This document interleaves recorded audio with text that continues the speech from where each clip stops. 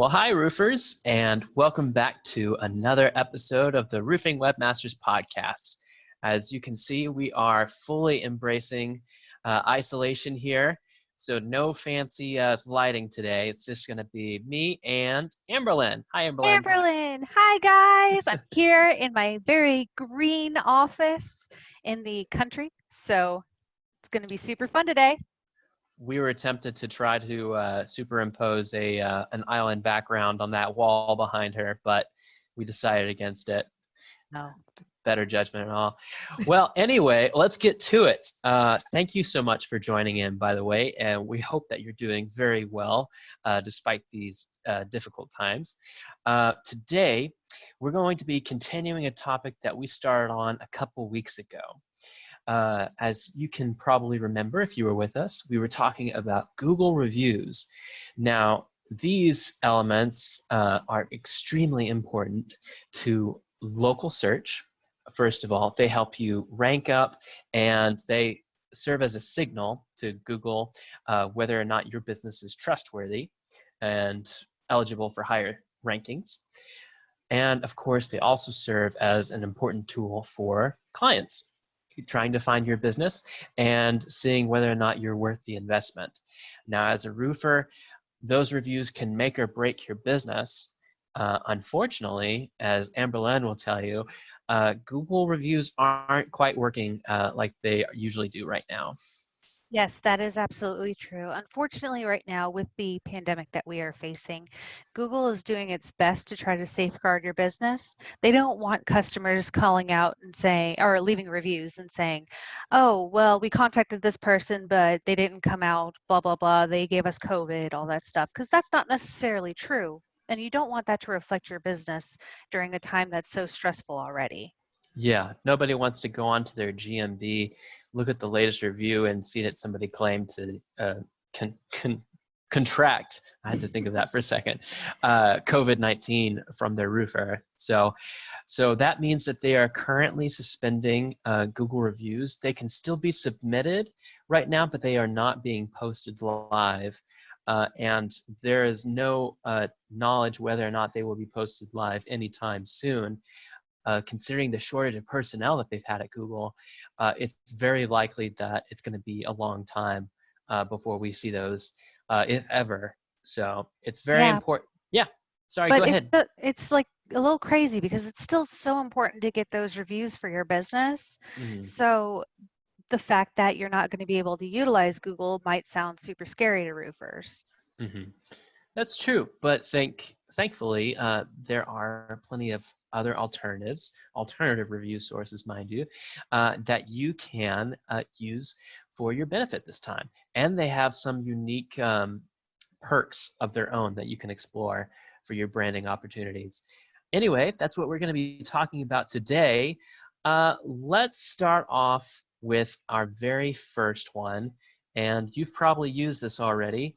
Facebook Business has their own reviews. Now, what are Facebook reviews, Amberlyn? Facebook reviews are the best. No, I'm kidding. As you might know, I love me some Facebook.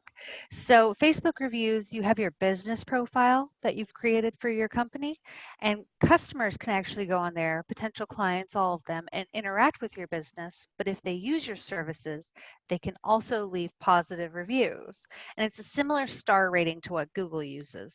So they go on there, they say 5 out of 5, awesome service, and leave that review on your business page directly. And the good thing about it is all the clients coming to your business page can see it so quickly.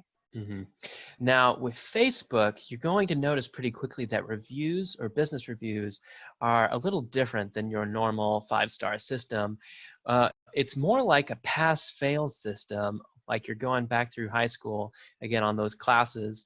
They're called Facebook recommendations, and in a way, it highly personalizes the system because it lets people know, okay, people that I know are creating recommendations for this business and they're in the local area. So I can see, really it comes down to do they recommend this business or do they not recommend this business? And as Amberlynn said, that will be meted out in a 5-star review system based off of whether or not people, or how often they recommend and how often they don't. The higher the rating, of course, the more people will trust the business. But as we've talked about before, a lot of people actually prefer to have, somewhere in the 4-star range. But let's not talk about stars very much right now. Amberlynn, what are some good reasons why people should chase after Facebook recommendations right It's a very highly accessible review system now? for the clients. On top of that, Facebook is still running their reviews and managing profiles for your business, so you don't have to have any concerns over that. Um, Customers can just come to your page, see those real quick, and you're still getting all that information you need from them. Mm-hmm. That's a great point. Considering that the recommendations are hubbed on your Facebook business page, that allows you to showcase like your contact information. You can have stories that people have left about your business. You can do videos there so that people can see what you've been up to lately. And you can just leave posts talking about the work that you've been up to. It's a great opportunity to showcase visible images of your latest roofing projects, which is very important in a time like this. So if you can have, that visual evidence and those recommendations working together, that's a great plus for your business. Now, Facebook itself is a very, very social platform, and that's another key benefit, isn't it, Amberlynn, to having those recommendations there? Absolutely, because remember, with social media platforms, sorry, see, from the home, it's all about that engagement and connecting with your clients. So having those posts, little stories, updates, it's all about connecting and being trustworthy to your client. Hmm. So no matter what you do on Facebook, it's always a positive. Hmm. And if you do a really good job on your installations and repairs, it won't just be you sharing those stories, it'll be your clients sharing it to their friends and family members. So that the sheer shareability of Facebook is one important reason why recommendations are great. Now that brings us to our second entry here, which is Yelp. Now Yelp can be a little bit of a scary one for some people because it tends to have a little bit more of a negative side, wouldn't you say? Yeah, you always hear about people, sorry, it's kind of anecdotal, but you always hear people, I'm going to go on Yelp and give you a 1 star, or I'm going to leave a bad review. But Yelp is actually doing a lot to help businesses during this time period. Yeah.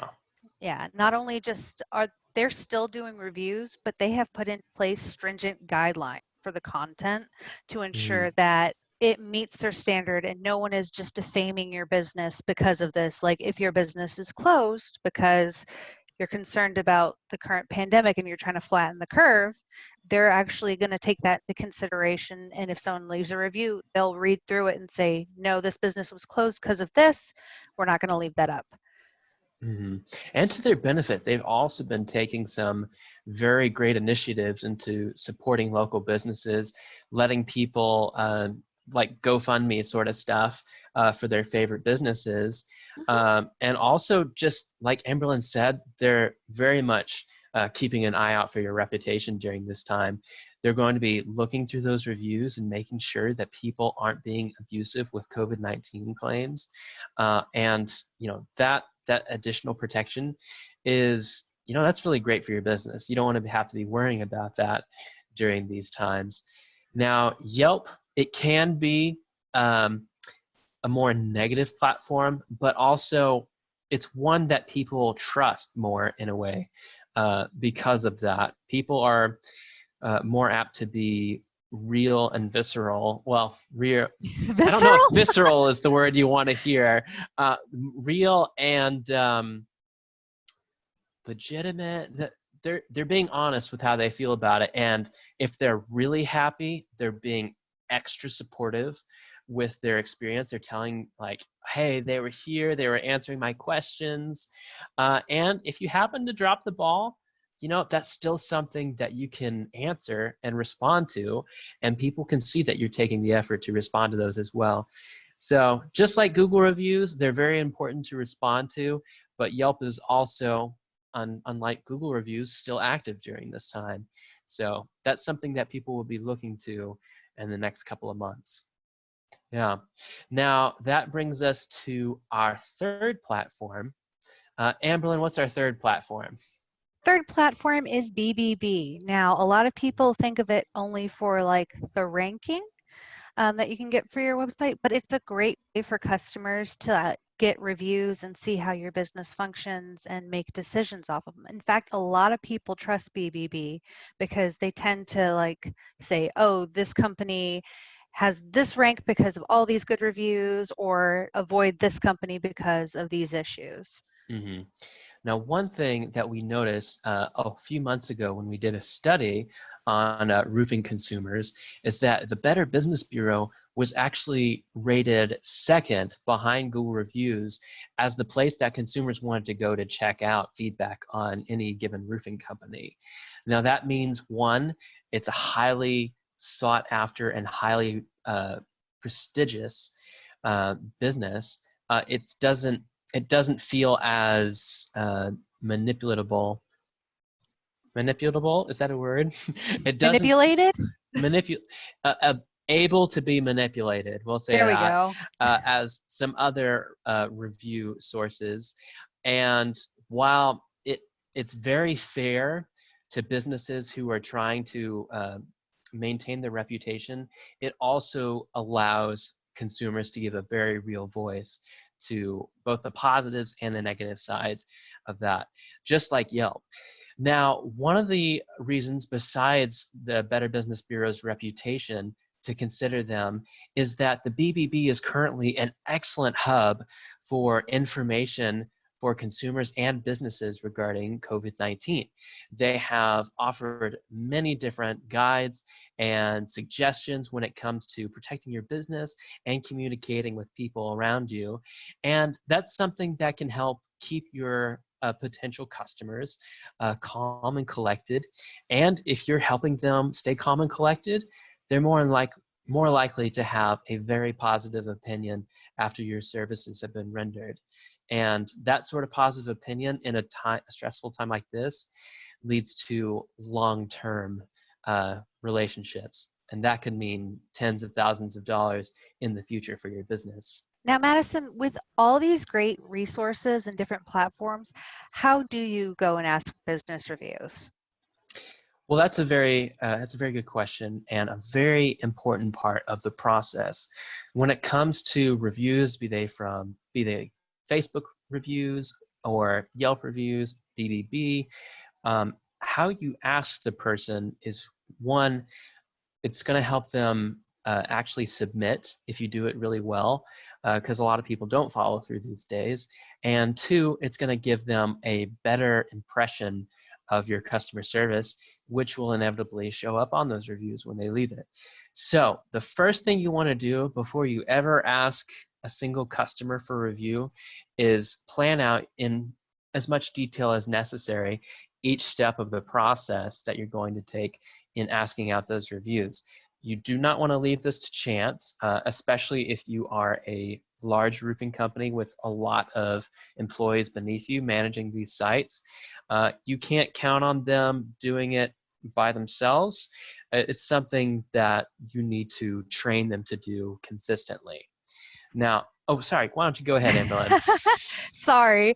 No, I was going to say, so planning ahead, it would definitely be like with all these different platforms, getting the URLs and taking the time to see the steps of the review process in case customers have questions.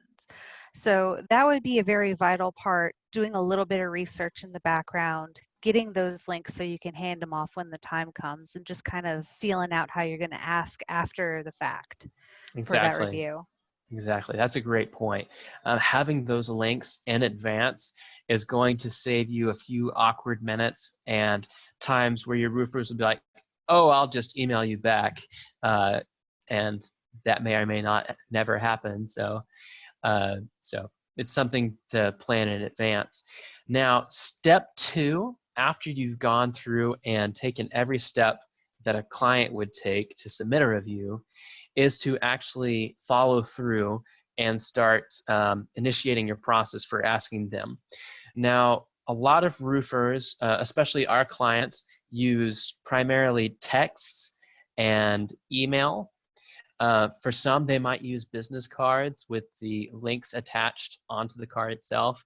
I personally recommend something that they can start the process while your employee is still there, because that just ensures that it's gonna be done, or at least it highly increases the chances of it being done. So in advance, go ahead and create a template for that text that you want to send. You can fill in the client's name if you want to. Our brand review program software. I couldn't Software, think of the word yes. for a moment. Our brand review software is very good at helping you prompt this automatically. But that's something that you can listen to in any of our previous podcasts. I'm sure we'll talk about it more in the future, just not here. Always. And Yeah. remember with all these steps that is the most important thing. We've said it in the past. Asking for the review is the hardest, but the most important thing to do. So like Madison said, going ahead and having those materials together in the middle of the process is a great way to ensure that the client actually gets on there and drops that review for you. Hmm. Something else you might consider, just off the top of my head, if your guys are out there performing the roofing and they're taking steps during this time period. Sorry, we say this time period a lot, but it is kind of a big deal right now. Whenever you're doing it, yeah. Whenever. So if they can take time and the client takes note of them, like wearing gloves, putting on booties if they have to walk through the house, maintaining distance, whatever they can do during this time period or whenever, if that sticks in the client's head, make sure that you say, hey, can you at least let people know that I tried to help you feel more safe during this process, and so on and so forth. It's a great part to connect with other customers that might be concerned. Yeah, that's a really great point. Whenever a client includes that sort of information about their story, that just all the more incentive for somebody thinking about trying out your services for the very first time. Now, in situations like the COVID-19 crisis, showing that extra effort and then having your clients talk about it is a huge plus. With people, if they're feeling anxious or concerned about it, you can take that out of the equation, or at least mostly out of the equation, and that's just a huge benefit to have for your business. Now, one more thing before we move on to the last step of this process. We talked about preparing your client, or not your clients, preparing your team members to ask for reviews effectively. You also need to make sure that they're prepared with, to be courteous, to be kind, to not be rushing the customer at all. If you can train them, even walk through it with them a few times on how to politely ask for those reviews, that's just a little more incentive for people to leave you that 5-star or that recommendation. So that brings us to our last step, which is to follow up with the review. Amberlyn, why don't you talk about that? So following up, you might think that just getting that review is the most important part of the process, but it really does go the extra mile if you go ahead and say, hey, I saw that you left that review. Thank you so much. And just touch base with the customer to make sure they really feel like you you notice them, that you are actually concerned about them, because that builds a repeat customer and a customer that's going to say, hey, these guys were awesome, not just on your reviews, but everywhere to their friends, family, anyone who needs roofing help. Hmm. And those same people who might be considering your services, when they notice that you take the time to respond to each of your reviews, that just says, hey, they care about whether or not they respond. Like, they care whether or not people leave a review. They're actually responding and delivering excellent customer service. Now, you may come across situations, well, really, you're going to come across a time where you go through all the work of asking for a review and people just forget, and that's okay. if you're lucky, 80% of people will forget, but realistically, it's going to be more like 90% of people forgetting to leave a review. And that's okay. If you're keeping track of who has and who hasn't left a review, you can send maybe a week or a month later just a polite email reminder saying, hey, thank you so much for your business. And we just want to remind you that your review is a huge, important part of our business. And we would really appreciate it if you shared your story with other people on Facebook. Here's the link.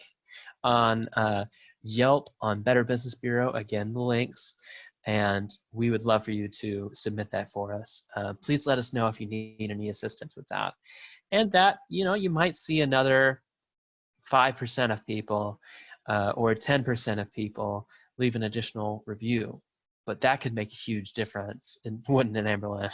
For sure, because sometimes people are just forgetful. So that little reminder can really be like, oh yeah, I meant to leave them an awesome review because they were so awesome.